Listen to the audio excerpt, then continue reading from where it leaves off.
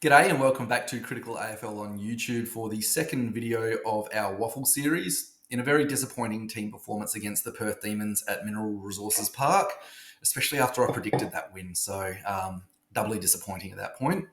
Today's episode will cover who was best for us in a game that had a number of really impressive individual performances, key takeaways from the WAFL loss, and then finally my predictions for ins and outs in next week's AFL squad based on performances in both the AFL and WAFL sides, as well as just what the fixture's looking like. But before we get going, I'd like to make my usual humble request to anybody watching this video that isn't already a subscriber to please hit that subscribe button if you'd like to keep seeing more content like this. Right now, I'm aiming for a number of 1,000 subscribers, not just for funsies, but because that is the number that is the minimum requirement from YouTube for any of the content that I create can be monetized. So please, if you're enjoying this channel and the videos that it's producing, then please hit that button if you haven't done so already, and let's help move past that time-consuming passion status that I keep referring to for the work that's being done.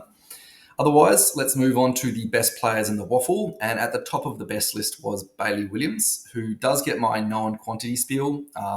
He was dominant in the ruck and gave great first service to all the young mids, which will be invaluable experience for them and should really help fast-track their development. On top of this, he also racked up a ton of footy, including a bunch of DIY clearances from centre bounces. Unfortunately, by the second half, the Perth Demons did appear to put some time into him, and he wasn't as outrageously dominant after halftime, but still a really influential performance. I think we're in for a year of this cycle with our rucks who come in, dominate at WAFL level, and then compete admirably in the AFL, just as Williams and Flynn compete for that spot. And I think it'll be very hard to bump Flynn for next week, at least, just on the back of his performance against Essendon, but you never quite know. Otherwise, second best for me was Clay Hall, who turned up in a really big way in the second quarter. He led a bit of a resurgence against an early lead that the Demons got, which is a bit like his impact at the AFL squad as well. For whatever reason, he starts to impose himself on games in the second quarter lately. I think that's like the fourth time now. That said, he ended up with a really solid four-quarter performance in the end, and I think he's at the front of the queue for a spot back in the AFL side in the midfield, just ahead of, say, Bo Allen and Luca Grego, who are also making a pretty strong case. Next best player was Tom Cole.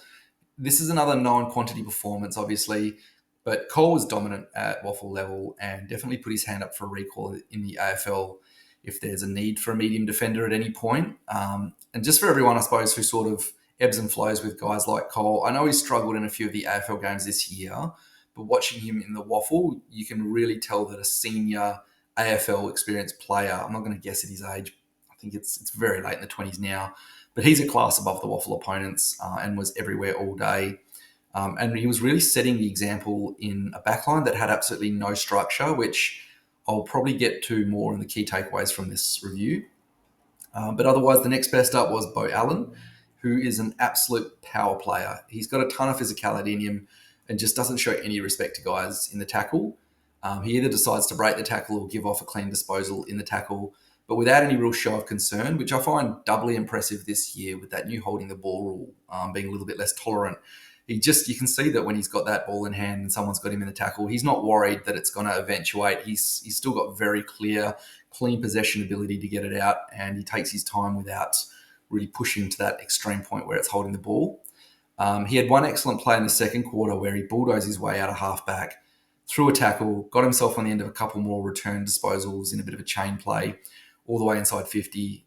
So I think he's a real meters gained halfback, and I know that that's where West Coast are initially starting him. That's where he was in the WAFL for a lot of it. But hopefully I want to see him as an inside mid. I think all of his attributes, how he goes about it and how he goes after that contested ball, makes him an ideal candidate, but he's in his first year, so I think that's a big part of development. But what I did find most impressive about Bo Allen's game is that he just kept getting better every quarter that went by. So by the end of the fourth, he'd really imposed himself on the match in that top end. The next best was Rhett Bazzo. And for a guy who's constantly missed so much footy, Bazzo looked really good out there yesterday. And will be putting his hand up very soon as key back depth, I think, at the very least. I think he needs to start putting together multiple games in a row in the WAFL just after so many setbacks that he's had. But by the middle of this year, I expect he should be AFL ready and someone who might be able to step in as a key back provided it's not against one of the towers of the competition, as he's only, I think, 195 centimetres, but, not with like the additional reach of long arms or anything like that. So he's right on the border of key to medium defenders, but he plays tall. So I do think he's definitely going to be an asset to West Coast as early as the middle of this year, but long term. Next best was Luca Grego. He had another really solid, tough performance against the Demons on the inside as an inside mid. It wasn't quite the dominance that he showed last week, but he has a really good baseline week in, week out, even when it's not his best day out. I think West Coast could really do with a physical, big-bodied, contested mid next week against Hawthorn. Not that I think that that's going to happen. I do think he's probably going to need to string a few more games together in the WAFL this year. And I also don't see too many guys giving up their spots right now on the AFL side to give him that opportunity. So you really want to be banging hard on the door to make your way into the squad. But I'll cover that in my final predictions from this video. And for now, let's just look at the key takeaways. Number one, West Coast is developing some real hard nuts in the twos, just waiting for their turn at AFL. Bo Allen, Luca Grego, both look great out there. They're both big-bodied, contested ball winners. And just like Clay Hall, who's another, they're exactly what we need if we want to increase the physicality levels in the AFL side on any given week, which I'm sure we will. That said, the side that we brought against Essendon already did bring elite physicality, I thought. But it's definitely an option to continue to swing those guys around, throw some really big bodies in again, young, enthusiastic players against any team that we think we might need that against. So bring them on, I say. The second one is a very WAFL-specific key takeaway, but it was a bit of a weird note. We had 3 AFL-listed key backs in the WAFL game this weekend. That's Rhett Bazzo, Sandy Brock, and Harry Barnett. And yet we constantly found their main key forward, that's the Perth Demons key forward, one out with a random West Coast defender from our WAFL selection list, and it killed us. It's the thing that's really done us 2 weeks in a row now. So look, I know that the points at the end of the day, winning is not exactly what's going to help development or create the development of these young guys, but it does help having a winning culture. And I do hope that they address that in the WAFL side soon, because it's a glaring weakness that we've got. So now to my predictions for next week. I think the only guy in the WAFL match that is demanding an immediate call up into the AFL squad is Clay Hall.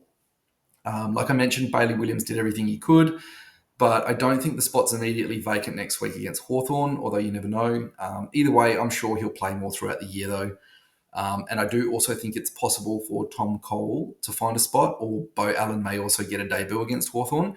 But the most important thing to remember, especially this week, is that West Coast are going to come off a 9-day break with no injuries that I'm aware of.